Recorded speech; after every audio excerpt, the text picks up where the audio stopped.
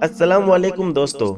वैसे तो हम हमेशा से ही अपने इस चैनल पर आपके लिए हिस्ट्री से जुड़ी कोई ना कोई ऐसी चीज़ ज़रूर लेकर आते रहते हैं जो आपके लिए बहुत फ़ायदेमंद साबित होती है। लेकिन आज की इस वीडियो में जिस सच्ची घटना से हम आपको रूबरू कराएंगे वो यकीनी तौर पर आपको हैरान कर देगी और आपके ईमान को ताज़ा भी कर देगी। दोस्तों, हम बात कर रहे हैं सऊदी अरबिया देश में मौजूद एक बैंक अकाउंट के बारे में। बैंक का एक ऐसा अकाउंट जो ऐसे नेक इंसान के नाम से चल रहा है कि जो इंसान आज से लगभग 1400 साल पहले ही हमारी इस दुनिया को जाहिरी तौर पर अलविदा कह चुका है, यानी हमारी इस दुनिया से जाहिरी तौर पर रुखसत हो चुका है। दोस्तों, सिर्फ बैंक अकाउंट ही नहीं बल्कि आज भी सऊदी अरबिया देश में उस इंसान के नाम से बहुत सारी प्रॉपर्टी भी रजिस्टर्ड है। और सबसे ज्यादा हैरानी की बात यह है कि आज भी जब उस प्रॉपर्टी का बिजली या फिर वाटर का बिल आता है तो उसी इंसान के नाम से आता है कि जिस इंसान के नाम से वो प्रॉपर्टी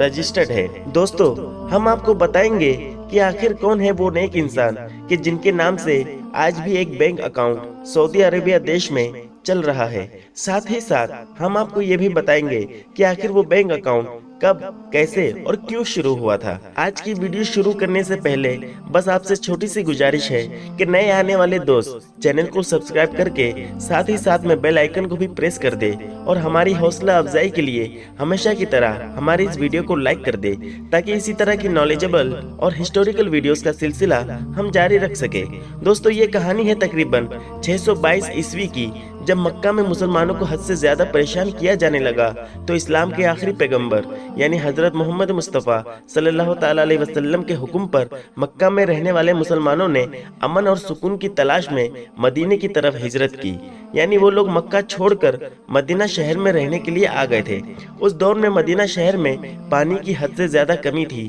पूरे शहर में मीठे पानी का सिर्फ एक ही कुआं था और उस कुएं का मालिक एक यहूदी इंसान था। वो यहूदी आदमी मुसलमानों को दूसरे लोगों के मुकाबले में पानी महंगा दिया करता था। अब क्योंकि ज्यादातर मुसलमान गरीब ही थे, इसलिए मुसलमान पानी को लेकर मदीने में बहुत ज्यादा परेशान रहने लगे थे। सभी मुसलमान इकट्ठे होकर पैगंबर इस्लाम यानी हजरत मोहम्मद सल्लल्लाहु ताला अलैहि वसल्लम के पास गए और उनसे पानी की दिक्कत को लेकर शिकायत की। तमाम लोगों की बात सुनकर अल्लाह के नबी यानी हजरत मोहम्मद सल्लल्लाहु ताला अलैहि वसल्लम ने फरमाया कि तुम में से है कोई एक ऐसा इंसान जो उस यहूदी आदमी से वो कुआं खरीद कर मुसलमानों के लिए वक्फ कर दे, यानी मुसलमानों के लिए फ्री कर दे, क्योंकि तुम में से जो भी ऐसा करेगा अल्लाह ताला उसे जन्नत में चश्मा अता करेगा। ये सुनकर हजरत उस्मान गनी रज़ी अल्लाह ताला अन्हु की जिनकी गिनती सबसे अमीर सहाबियों में होती है, वो फौरन वहाँ से उठे और उस यहूदी आदमी के पास पहुँच गए और उन्होंने उस यहूदी आदमी से कहा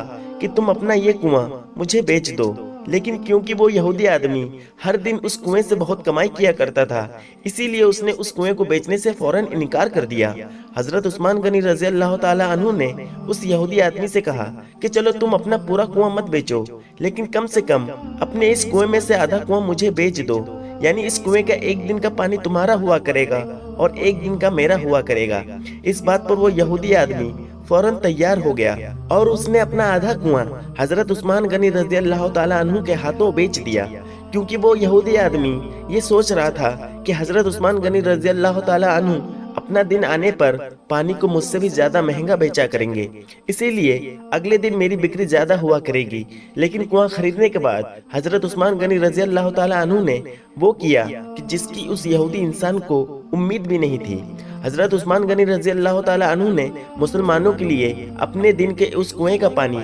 हमेशा हमेशा के लिए फ्री कर दिया। अब जब भी हजरत उस्मान गनी का दिन आता तो मदीने के सारे लोग उस कुएं से इतना पानी भरकर अपने घर ले जाया करते थे कि जो पानी अगले दिन भी उनके लिए काफी हुआ करता था। अब इस तरह से उस यहूदी आदमी की कमाई बिल्कुल जीरो हो चुकी थी, क्योंकि मदीने का कोई भी इंसान अब उसके पास पानी लेने नहीं आया करता था। जब उस यहूदी आदमी ने देखा कि हजरत उस्मान गनी रज़ी अल्लाह ताला अन्हु के एक दिन कुआं फ्री करने की वजह से उसकी कुएं की कमाई हमेशा हमेशा के लिए खत्म हो गई है, तो उसने अब हजरत उस्मान गनी से ये रिक्वेस्ट की कि आप बराए मेहरबानी मेरा पूरा कुआं खरीद लीजिए। हजरत उस्मान गनी ने उसकी दरख्वास्त को कबूल किया और लगभग 35,000 दिरहम में उसके उस पूरे कुएं को खरीद लिया और वो कुआं मदीने में रहने वाले हर आम और खास इंसान के लिए हमेशा हमेशा के लिए फ्री कर दिया। बताया जाता है कि कुछ वक्त गुजर जाने के बाद एक बार हजरत उस्मान गनी रजी अल्लाह ताला अन्हु के पास मदीने का एक अमीर आदमी आया और उसने हजरत उस्मान गनी रजी अल्लाह ताला अन्हु के सामने ये पेशकश की कि मैं तुम्हारे कुएं की दुगनी कीमत दूंगा, ये कुआं तुम मुझे बेच दो। लेकिन हजरत उस्मान गनी रजी अल्लाह ताला अन्हु ने उसे जवाब दिया कि मुझे दूसरी जगह से तुमसे भी ज्यादा कीमत मिल रही है, लिहाजा मैं इस कुएं को नहीं बेचूंगा। उसके बाद उस आदमी ने कहा, चलो मैं तुम्हें 3 गुना ज्यादा दूंगा। इस पर भी हजरत उस्मान गनी ने फिर से यही जवाब दिया कि मुझे तुमसे ज्यादा कीमत मिल रही है, इस वजह से मैं इस कुएं को नहीं बेचूंगा। उस अमीर आदमी ने एक बार फिर हजरत उस्मान गनी से जिद की और कहा कि मैं तुम्हें इस कुएं की कीमत की 4 गुना ज्यादा कीमत दूंगा, चलो अब तुम मुझे इस कुएं को बेच दो। लेकिन हजरत उस्मान गनी रजी अल्लाह ताला अन्हु ने उसे इस बार भी वही जवाब दिया कि मुझे तुमसे ज्यादा कीमत दूसरी जगह से मिल रही है, इसलिए मैं ये कुआं तुम्हें कभी नहीं बेचूंगा। वो अमीर आदमी बार बार अपनी कीमत बढ़ाता गया और हजरत उस्मान गनी उसे बार बार यही जवाब देते रहे। आखिरकार जब उस अमीर आदमी का सब्र टूट गया तो उसने कहा कि उस्मान, जरा मुझे भी बताओ कि आखिर वो कौन है जो तुम्हें तुम्हारे कुएं की कीमत का 10 गुना ज्यादा देने पर तैयार है। इस पर हजरत उस्मान गनी रजी अल्लाह ताला अन्हु ने फरमाया कि वो मेरा रब है कि जो मुझे एक नेकी के बदले में 10 गुना ज्यादा अज्र देता है, यानी 10 गुना ज्यादा बदला देता है। इसीलिए मैं कभी नहीं चाहूंगा कि मैं इस कुएं को बेचकर अपनी नेकियों को खत्म कर लूं। दोस्तों, वक्त गुजरता गया और ये कुआं लोगों की प्यास बुझाता रहा। पैगंबर इस्लाम यानी हजरत मोहम्मद सल्लल्लाहु ताला अलैहि वसल्लम के ज़ाहिरी तौर पर इस दुनिया से चले जाने के बाद जब खिलाफत का दौर शुरू हुआ तो हजरत उस्मान गनी का दौर आते आते इस कुएं के आसपास बहुत सारे खजूर के दरख्त भी लगाए जा चुके थे, यानी यहाँ पर खजूर के पेड़ों का एक बाग बन चुका था। वक्त के साथ साथ हुकूमतें और सल्तनत बदलती रही, लेकिन ये कुआं और खजूर का बाग वैसे ही रहा जैसे किसी दौर में हुआ करता था। 20वीं सदी के शुरू में जब सल्तनत उस्मानिया खत्म हुई और अरब में आले सऊद की हुकूमत का दौर शुरू हुआ तो ये बाग अब पहले से भी ज्यादा बड़ा हो चुका था और इस बाग में अब खजूर के लगभग 1600 से भी ज्यादा पेड़ मौजूद थे। वक्त की हुकूमत ने उस बाग के चारों तरफ बाउंड्री करवाई और उसके बाद बाग की पूरी प्रॉपर्टी हजरत उस्मान गनी रजी अल्लाह ताला अन्हु के नाम पर रजिस्टर्ड कर दी और उसके बाद उस बाग में पैदा होने वाली उन बेशुमार खजूरों को बाजार में ले जाकर बेचा जाने लगा और उन खजूरों से जो भी कमाई हुआ करती थी उसे हजरत उस्मान गनी रजी अल्लाह ताला अन्हु के नाम से ही बैंक में जमा किया जाने लगा।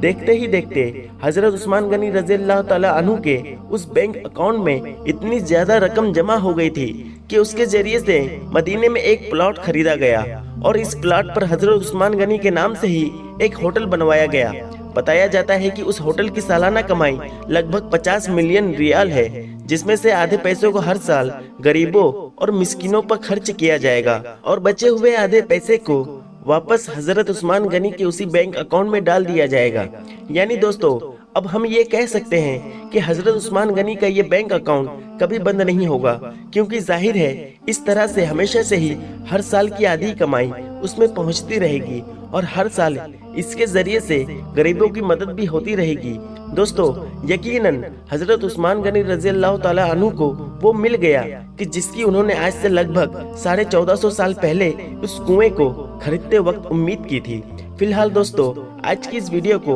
हम यहीं पर खत्म करते हैं। वीडियो पसंद आने पर न सिर्फ वीडियो को लाइक करें बल्कि अपने फ्रेंड के साथ भी जरूर शेयर करें और ऐसे ही वीडियोस देखने के लिए हमारे चैनल को सब्सक्राइब जरूर करें। मिलते हैं अगले वीडियो में, तब तक के लिए अल्लाह हाफिज।